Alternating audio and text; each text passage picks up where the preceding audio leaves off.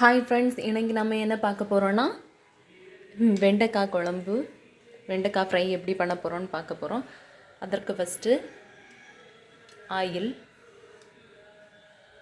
கொஞ்சம் கூட விடுவோம். ஆயில் விட்டுட்டு அப்புறம் கொஞ்சம் கருவேப்பிலை, அப்புறம் நம்ம வதக்கி வச்சுருக்க கட் பண்ணி வச்சுருக்க ஆனியன் போட்டு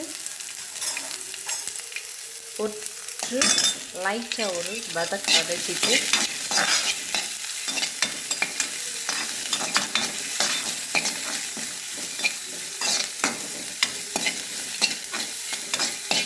நெக்ஸ்ட் என்ன பண்ண போகிறோன்னா கட் பண்ணி வச்சுக்க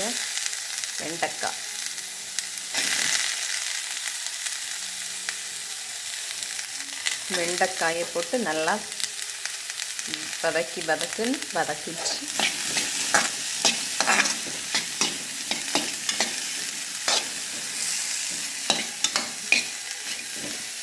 நம்ம என்னென்னா சின்ன உள்ளி தான் கட் பண்ணியிருக்கோம். அது கொஞ்சம் எக்ஸ்ட்ராவே கட் பண்ணியிருக்கோம். அது என்னென்னா எக்ஸ்ட்ரா கொஞ்சம் உள்ளி போட்டால் சினங்கி அது இன்னும் ஃப்ளேவர் டேஸ்ட்டு கொஞ்சம் நல்லா கொடுக்கும். கொஞ்சம் நல்லா ஃப்ரை பண்ணி கொடுக்கணும்.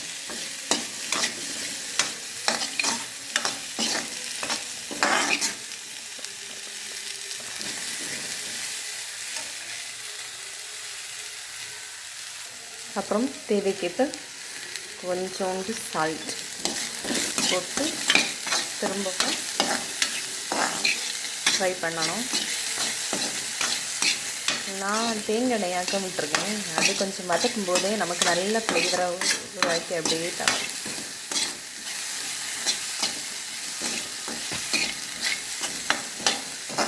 ஓகே,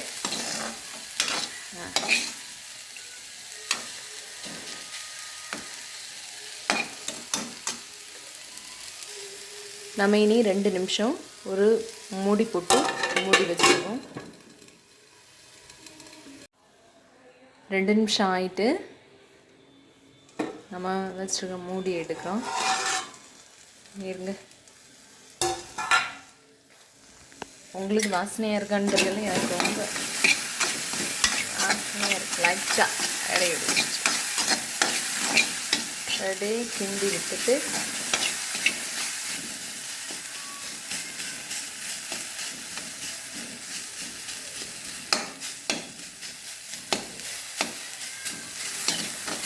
வெண்டைக்காய் கொஞ்சம் வதங்கி வராது, ரொம்ப டைம் ஆகும். இல்லைன்னா அதில் ஒரு மாதிரி வேகாத மாதிரி இருக்கும்.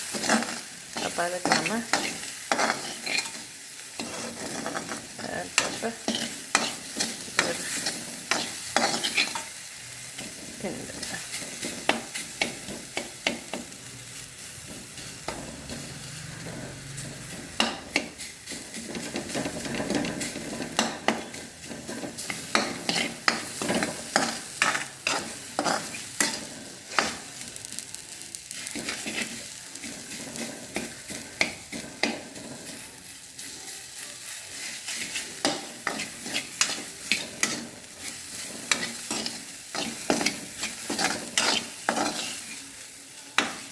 கொஞ்சம் நல்லாவே ஃப்ரை ஆகிட்டு இனி நம்ம என்ன பண்ண போகிறோம்னா நம்ம திருவி வச்சுருக்க தேங்காய் அதை கொஞ்சம் மேலாப்பின தூவின போல் தூவி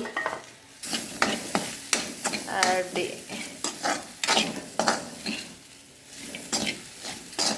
கேண்டி எடுக்கணும். இப்படி நீங்கள் வச்சு சாப்பிட்டு பாருங்கள், ரொம்ப டேஸ்ட்டாக இருக்கும்.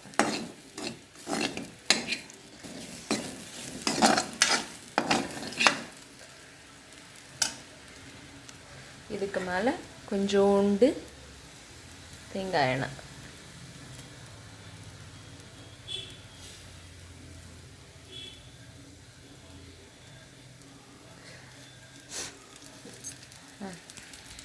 போட்டு அப்படியே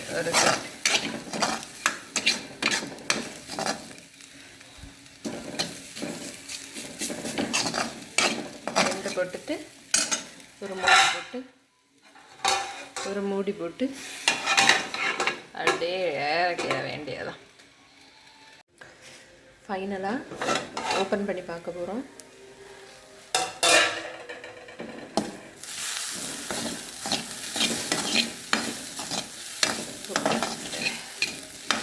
நம்ம வெண்டைக்காய் ஃப்ரை வந்து ரெடி ஆகிட்டு. ஓகே,